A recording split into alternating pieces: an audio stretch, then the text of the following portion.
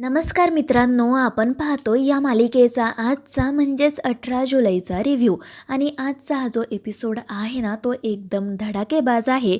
त्यामुळे तुम्ही हा व्हिडिओ शेवटपर्यंत नक्की पहा.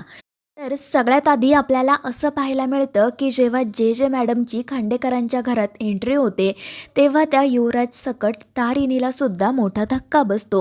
कारण जे जे मॅडम इथे आत्ता येतील याची तिला पुसटशी सुद्धा कल्पना नसते. तर पोलिसांना पाहून घरातील इतर सगळेजण सुद्धा काळजीतच पडतात.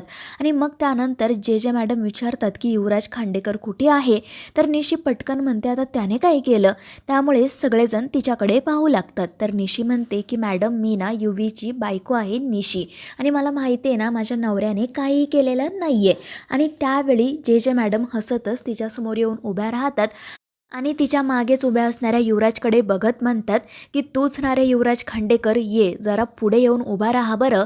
त्यामुळे हा युवराज घाबरतो आणि घाम पुसतच त्यांच्या पुढे येऊन उभा राहतो. मॅडम त्याला विचारतात की तूच ना युवराज खांडेकर. त्यावर तो हसून म्हणतो हो हो, मीच युवराज खांडेकर, आणि त्यांच्याशी हातही मिळवतो. तर आपल्या या जे जे मॅडम पटकन सॅनिटायझर वापरतात आणि हात स्वच्छ करतात. त्यामुळे युवीला थोडा राग येतो. आणि मग त्यानंतर या जे जे मॅडम त्याला थेट गुलाबचाच फोटो दाखवतात आणि विचारतात की काय युवराज खांडेकर, याला ओळखतोस की नाही. आणि गुलाबचा फोटो पाहून या युवराजच्या पायाखालची जणू जमीनच सरकते. त्याला आत्तापर्यंत त्याने जे काही कारनामे केलेले असतात ते सगळे आठवतात आणि दरदरून घाम फुटतो. तर पद्मिनीच्या ज्या मैत्रिणी घरी आलेल्या असतात त्या एकमेकींना म्हणू लागतात की अरे हे सगळं काय घडते. आता तर पद्मिनी तिच्या लेकाचं कौतुक करत होती आणि आता चक्क पोलीस इथे आले त्याची चौकशी करायला. तर पद्मिनीसुद्धा त्या जे जे मॅडमला म्हणू लागते की अहो हे काय चाललंय तुमचं, तुम्ही माझ्या युवराजची का चौकशी करताय. तर जे जे मॅडम म्हणतात की पुढच्या 10 मिनिटांना गप्प बसायचं, काहीही बोलायचं नाही. आणि त्याचवेळी त्या ठिकाणी केदार आणि दयानंद खांडेकर सुद्धा येतात. जे जे मॅडमला पाहून केदारला सुद्धा आश्चर्याचा धक्का बसतो. काय चाललंय त्याला पटकन समजतच नाही. त्याचवेळी जे जे मॅडम देखील या दोघांकडे पाहतात.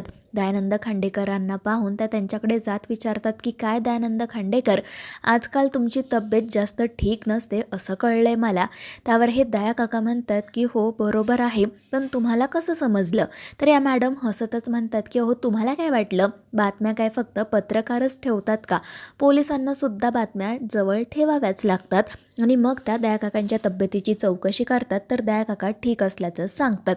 आणि मग मॅडम पुन्हा मूळ मुद्द्याकडे वळतात आणि पुन्हा एकदा त्या गुलाबचा फोटो युवराजला दाखवत विचारतात की ओळखतोस का रे तू याला. तर युवराज म्हणतो नाही नाही, मी काही ओळखत नाही. पण जे जे मॅडम आवाज चढवत म्हणतात की नीट फोटो बघायचा आणि मला आठवून व्यवस्थितपणे सांगायचं की या माणसाचा आणि तुझा नेमका काय संबंध आहे ते. पण युवराज घाबरून म्हणतो की नाही नाही, असं काही नाही आहे, मी या माणसाला ओळखतच नाही. त्यावेळी जे जे मॅडम म्हणतात की काय रे काय झालं, तहान लागले का तुला, पाणी प्यायचं आहे का. आणि त्या तारिणीला पाणी आणायला सांगतात. तारिणी पटकन पाणी घेऊन पुढे जाते. पण जे जे मॅडमला पाहून तिलासुद्धा चांगलाच घाम फुटलेला असतो. आणि मग त्यानंतर ती हळूच केदारला म्हणू लागते की अरे हे सगळं काय चाललंय. केदार म्हणतो की बॉस मला तर काही समजतच नाही आहे. पण तितक्यात त्या जे जे मॅडम या दोघांकडे पाहून म्हणतात की तुमची खुसरपुसर ना बंद करायची. त्यामुळे हे दोघेजण घाबरून गप्पच बसतात.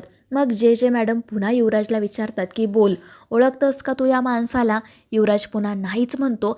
आणि मग या जे जे मॅडम सरळ त्याच्या तोंडावर त्या ग्लासमधील पाणी चोचतात आणि ते पाहून तिथे असणाऱ्या सगळ्यांनाच मोठा धक्का बसतो.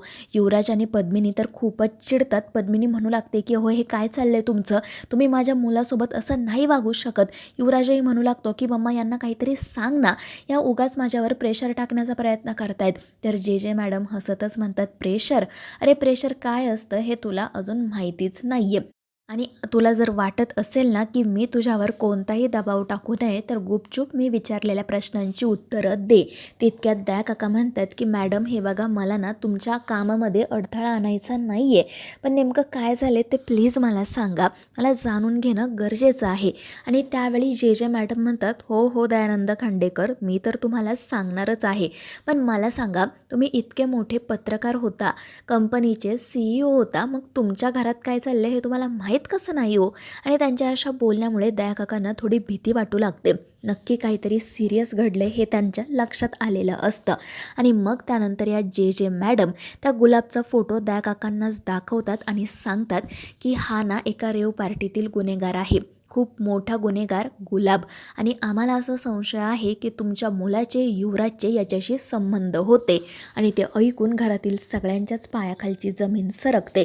पद्मिनीच्या मैत्रिणी तर घाबरूनच युवीकडे पाहू लागतात आणि पद्मिनी पटकन त्यांना म्हणू लागते की हे बघा, आता पार्टी खूप झाली, तुम्ही आपापल्या घरी जा, आपण नंतर भेटू.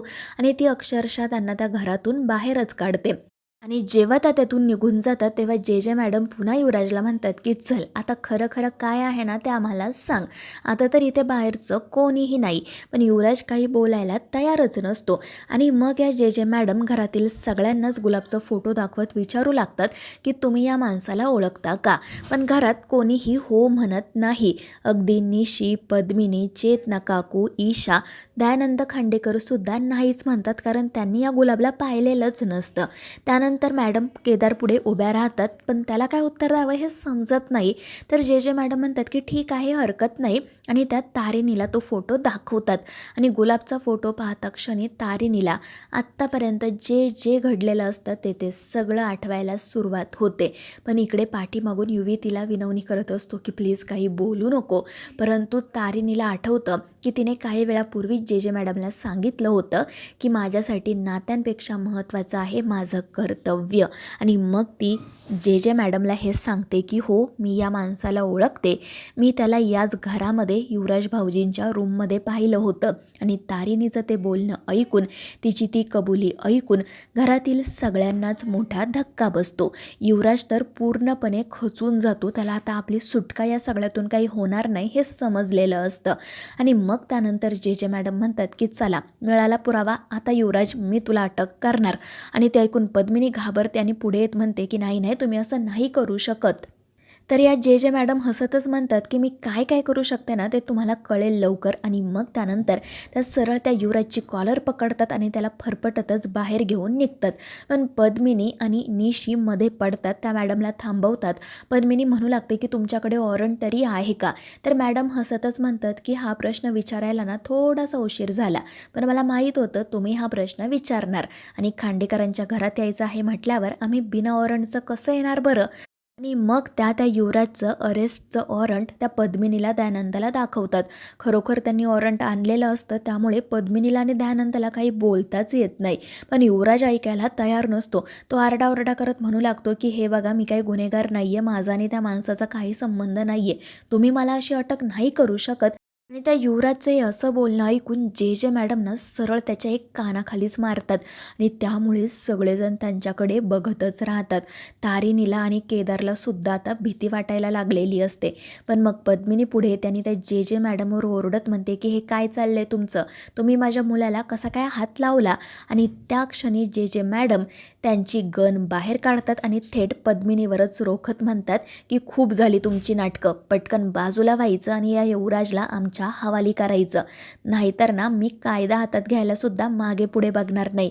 आणि त्यांची ही धमकी ऐकून पद्मिनी तर पूर्णपणे घाबरून जाते. दयानंद पटकन तिला बाजूला घेतो आणि मग जे मॅडम त्या युवराजची चांगलीच धिंड काढतात आणि त्याला अटक करत पोलीस स्टेशनला घेऊन जातात. आणि या सगळ्या प्रकारामुळे खांडेकरांच्या घरात एक नवीनच वादळ येतं. सगळेजण घाबरलेले असतात, काळजीत असतात. पद्मिनी आणि निशीचा तर खूप मोठा आरडाओरडा सुरू असतो. आणि शेवटी तर या दोघीजणी तारिणीला आणि केदारला दोष देत युवराजच्या पाठोपाठ त्यांना थेट घरातून बाहेरच काढतात. दया काका यांना थांबवण्याचा खूप प्रयत्न करतात. चेतना काकू ही मध्यस्थी करत असते, पण उपयोग होत नाही. पद्मिनी केदार आणि तारिणीला घरातून बाहेर काढूनच गप्प बसते. पण दया काकांना ते पटत नाही. ते पद्मिनीला समजावण्याचा प्रयत्न करतात, पण ती बाई काही ऐकून घेण्याच्या मनस्थितीत नसते. उलट ती असा गैरसमज करून घेते की माझ्या युवराजला अटक केली आहे तरीही यांना काही वाटत नाही, यांना अजूनही तारिणी आणि त्या केदारचंच पडलंय. आणि म्हणूनच ती दया काकांसोबत वाद घालायला सुरुवात करते. निशीसुद्धा तिची साथ देत असते आणि घरातील वातावरण पूर्णपणे बिघडून जातं. इकडे केदार आणि तारिणी काळजीत असतात. त्यांना दयानंदाच्या तब्येतीची काळजी वाटत असते. आणि शेवटी तर तारिणी स्वतःलाच दोष द्यायला सुरुवात करते. केदार तिला म्हणत असतो की अगं तुझा यात काही दोष नाही आहे, पण ती ऐकत नाही. ती रडत म्हणते की केदार हे सगळं माझ्याचमुळे घडते. दुसरीकडे दयानंद त्यांची बाजू सगळ्यांना समजावून सांगण्याचा प्रयत्न करत असतात, म्हणत असतात की अरे हे काय चाललं आहे तुमचं, असं का तुम्हाला वाटते की मला फक्त केदारचं पडलं, युवीबद्दल काही वाटत नाही, मला माझी दोन्हीही मुलं सारखीच आहेत.